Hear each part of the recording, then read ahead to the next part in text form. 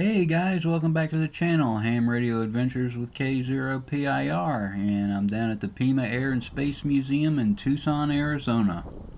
I hope you enjoyed this video, and if you'd like to be notified when I put out another one, click on that subscribe button below and ring that bell. There's an F-15A Eagle, and that's a very specific model. The F-15A is a single-seat all-weather aircraft, a superior fighter that first took flight in 1972, and it was the first U.S. fighter with engine thrust greater than its basic weight, allowing it to accelerate even while in a vertical climb. And here's a McDonnell Douglas F-4C. The F-4C Phantom II was introduced in 1963 and was the first purpose-built Phantom for the United States Air Force. It's a twin-seater all-weather fighter powered by two powerful J-79 engines that allowed it to exceed Mach 2 during its first test flight. That's an impressive aircraft. Okay, I believe this is a Republic F-105 Thunder Chief, also known as the Thud, and this is a single-seat supersonic fighter bomber served with the United States Air Force from 1958 to 1984.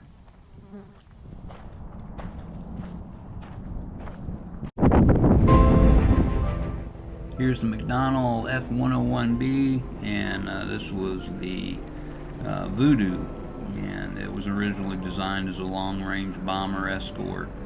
It evolved into a versatile fighter bomber, interceptor, and tactical reconnaissance aircraft.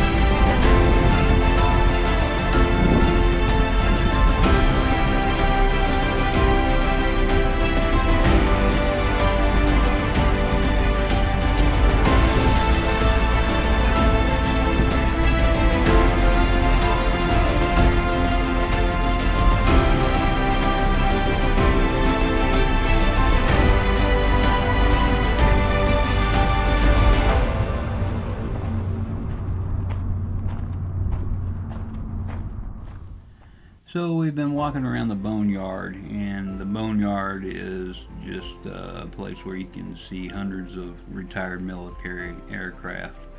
They also have another exhibit. It's Aircraft on the Line, and that exhibit features numerous commercial and military aircraft that you can view up close. And on the property, they have the Flightline Grill, and it's a restaurant where you can enjoy a meal surrounded by vintage airplanes. They also have the Beacon, a historic air traffic control tower from the 1940s that you can climb to get a bird's eye view of the museum grounds.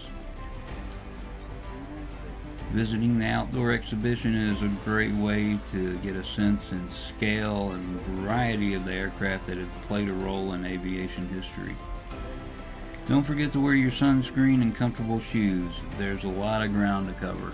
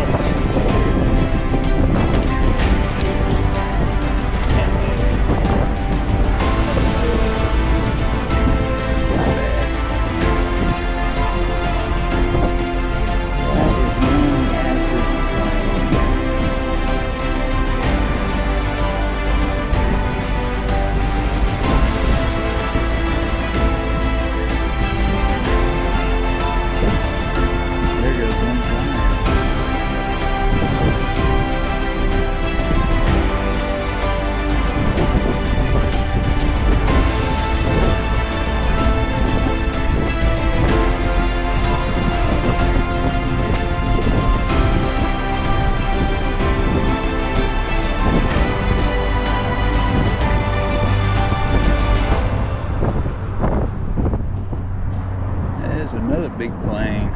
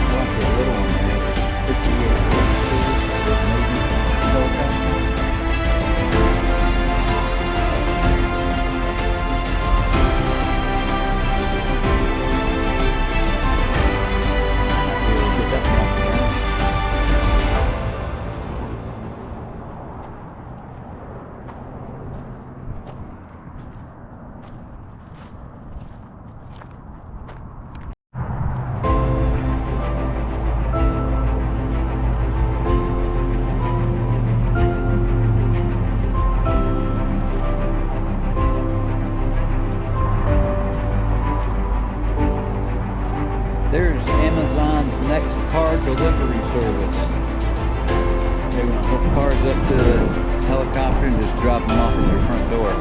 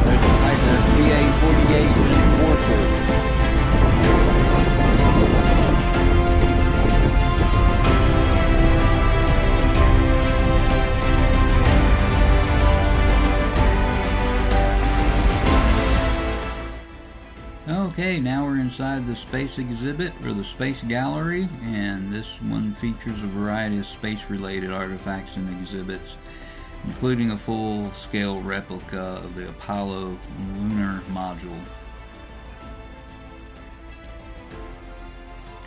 Overall, the space exhibit at the Pima Air and Space Museum is a fantastic way to explore the history of space exploration and aviation. I really enjoyed the indoor exhibit, and it was getting awful hot outside, so if you're down there in February or January, it's still spring-like weather down there, so take your sunscreen, and you might want to wear a light jacket in the morning.